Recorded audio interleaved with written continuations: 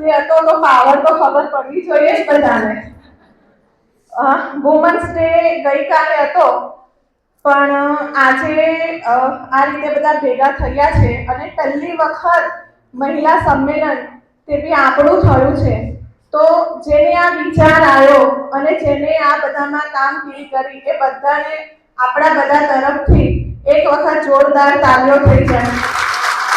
સુધી મોકલે છે, પણ આપણા સમાજને અહીંયા ભેગું કરવું, પણ પહેલી વખત જેને બી આવ્યો એને ખૂબ ખૂબ અભિનંદન કે આપણે આટલું કર્યું.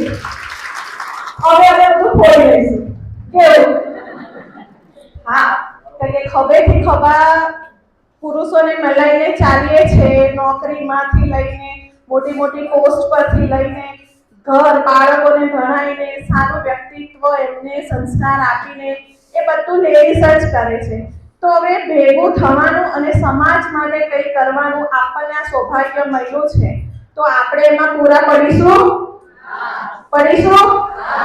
હા, એટલે વડોદરા ખબર પડે કે ભાઈ અમારા બોડેલી તાલુકામાં કે જિલ્લામાં રંગ છે, એટલે જોરથી જવાબ આપજો.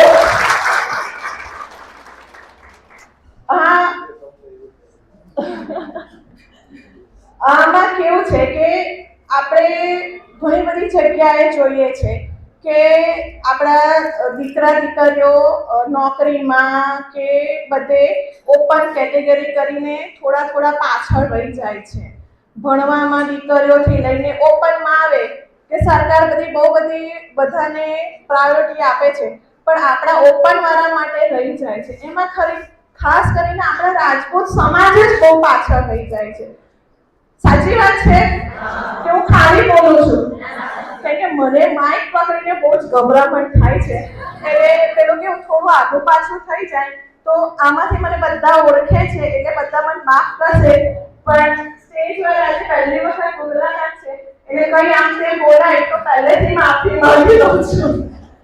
કારણ કે હું જ્યારે દેખો ને એટલે હું કોઈ બી સમાજનો વિરોધી નથી, ઇતર કોઈ સમાજના મારે કોઈ વિરોધ નથી, પણ મને એવું થાય કે એ સમાજ એમના માટે એમના દીકરીઓ દીકરા માટે કેટલું કરે છે, તો આપણો સમાજ કેમ પાછળ રહે છે? આપણે એકબીજાના ટાંટિયા ખેંચવા તો પાછળ આગળ રહીએ છીએ, પણ બીજાના આપણે પાછળ રહીએ છીએ. હા, સોરી હા આ બોલી એના માટે, પણ એવું આપણે વર્ષોના અનુભવથી આપણે આ કહીએ છીએ. પણ હવે સમાજ આપણો બદલાઈ રહ્યો છે. હવે બધા ભણેલા ગણેલા વિચારશીલ બધા ભેગા થયા છે. હું મારા સમાજના દીકરીઓને તો ખાસ મારા વડીલોને બી કે આપ સૌએ આટલો બધો સ્કોપ અમને બધાને આપ્યો છે. નહીતર પહેલા આપણે વહુઓ હોઈએ તો બહાર નીકળવું અઘરું પડતું હતું, પણ હવે અત્યારે એટલું બધું આપણને ફ્રીડમ મળી છે, તો એ ફ્રીડમ આપણે આવનારી જનરેશનને બી સારી રીતે આપીએ એ હવે આપણું કર્તવ્ય છે કે નહીં? આપણે ભણાવીએ છીએ, હવે પહેલા ભણવામાં તો બહુ અઘરું પડતું, પણ અત્યારે દીકરીઓ બી બધી ભણીને ડોક્ટર, એન્જિનિયર, એસડીએફ મોટી પોસ્ટ પર બેસે છે. એ બધું કોના લીધે છે? કે જે આપણા વડીલો છે, પહેલું જે હતું તે તો સમજ્યા કે એકદમ સ્ટ્રીક હતું, પણ હવેના જે વચ્ચેના આયા છે તે બધાએ પોતાની દીકરીઓને જેવું ફ્રીડમ આપ્યું છે એવું વહુઓને બી આપ્યું છે ને વહુઓ? એટલે જ આજે હું માઇક પકડી રહી છું. આ બજાભાઈ ના પાડે છે નહીં આવ્યું. જે બધા સમાજમાં જે બધી પ્રવૃત્તિઓ થાય છે કે ભેગા મળીને છોકરાઓને જ્યાં ભણવાનું અટકે છે, અને મને આજે અહીંયા બેઠા ત્યાં થોડીક ચર્ચા થઈ તો દશરથબા વિશે કીધું કે જે આપણે આઈએસ જે ગાંધીનગર સરકારી નોકરીઓ માટેની પરીક્ષાની એક્ઝામ જે ચાલે છે તે એમને ખૂબ યોગદાન આપ્યું છે એમાં, અને આપણા દીકરીઓ એમાં ભણીને ઘણી મોટી પોસ્ટ પર બેઠા છે. તો આ એક જણ શું કરવા આવું કામ કરે? આપણે નાના મોટી રીતે એમને સપોર્ટ આપીએ એવું આપણું કર્તવ્ય છે કે નહીં? આજે ભેગા થવાનો ઉદ્દેશ્ય જે છે, હું ઘરેથી કોઈ જાતની તૈયારી કરી નથી આવી અને ક્યારે કરવી, કમ તો કે જે યાદ કરે એમાં તો ભૂલી જ જવાય. સામે જોઈને યાદ આવે, હા, કે બધાના ફેસ જોઈને ખબર પડે કે હા આમને એવું લાગે છે કે આ કરવા જેવું છે, એટલે એટલું પોઝિટિવ વાઇબ્સ મળે છે મને, એટલે હું આ શેર કરું છું કે આપણે અહીંયા જે રીતે બરોડા એટલું મજબૂત સંગઠન છે એવું આપણે અહીંયા ચાલુ કરીશું. આપણે દર મહિને નહીં પણ 2-3 મહિને એકવાર બધા ભેગા થઈશું અને નવી નવી પ્રવૃત્તિઓ કરીશું, પણ બધાએ ટાઈમ આપવો પડશે. પછી એવું નહીં ચાલે આજે ઉત્સાહે આવી ગયા પણ પછી એવું ના, ભાઈ મારે તો ઘરે કામ છે, મારે છોકરાઓ ઘરે રસોઈ કરવાનો, મને ટાઈમ નથી, એવું થશે? અવાજ નહીં આવતો. એવું થશે? હું કેટલી જોરથી બોલું છું પણ જવાબ સામે કરો, એટલે મને એવું થશે હા થવાનું જ છે. એવું થોડા દિવસ ગાડી ચાલી પછી અટકી, એવું થવાનું છે? આપણા માટે આટલો ટાઈમ કાઢજો જ. કાઢીશું ને? વડીલો તમારે બી આવવાનું, હા, કારણ કે તમે અમને જે રીતે અમને આપશો ઇન્સ્પિરેશન એ પ્રમાણે અમે આગળ વધીશું. નહીતર અમારી ઇન્સ્પિરેશન કે હવેના છોકરા ઘણું બધું ભૂલી જવાના છે. કમ તો કે આપણને એટલો ટાઈમ જ નથી મળતો કે આપણે જૂનું બધું યાદ કરીએ. જેમ અહીંયા હમણાં બાપુએ કીધું કે આની સ્થાપના કેવી રીતે થઈ, એવું ઘણા બધાને નહીં ખબર હોય. એવું ઘણું બધું આપણા સમાજનું આપણે ધીમે ધીમે નવી પેઢી ખોલવા માંડીએ તો આપણા છોકરાઓને કશું યાદ નથી રાખવાના.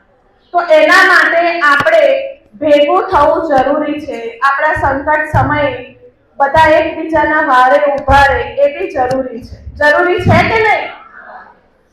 પછી આપણા સમાજમાં કેટલી દીકરીઓના મા બાપ ના હોય કે દીકરાઓને કઈ બાપ માં ના હોય, તો એ લોકોની ભણાવવાની જવાબદારી, એમને લગ્ન કરાવવાની જવાબદારી એકલા સમાજ જે અહીંયા પ્રમુખ ને મંત્રી થઈને બેઠા છે એમની છે કે આપણા બધાની છે?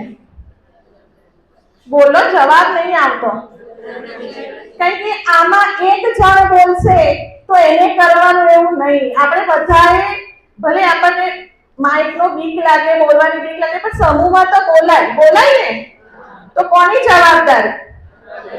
આપણા સમાજ માટેની. પહેલા એવું કહેવાતું હતું દેશ, પછી સમાજ, પણ હવે કેવું થઈ ગયું છે? પહેલા આપણે અને આપણું ઘર, બરાબર, પછી ત્રીજા ચોથા પાંચમા એના પર. પણ ના, ફરીથી એ ચક્ર ચાલી ગયો છે, ફરીથી આવ્યો છે. પહેલું આપણો દેશ પછી આપણો સમાજ પછી આપણું ઘર, કુટુંબ કે આપણા સંબંધીઓ. પણ સમાજ માટે કરવું, કે આપણા રાજા રજવાડાઓએ કેટલું કર્યું છે. જ્યારે પિક્ચર જોવા જઈએ ને ત્યારે આજના છોકરાના મોઢા પર ચમક જોયું. અમારા રજપૂતોનું પિક્ચર છે. એ રજપૂતો એમને એમ બન્યા છે? બધાને રજપૂત થવું છે, દરબાર બધાને થવું છે, પણ સૌથી વધારે દુશ્મની, એલર્જી દરબારની જ હોય છે. જ્યારે બી કોઈ આગળ વધવા જાય ત્યારે દરબાર હોય એને આ અનુભવ થયો જ હશે. પોતાના પારકાસો આ અનુભવ થાય છે.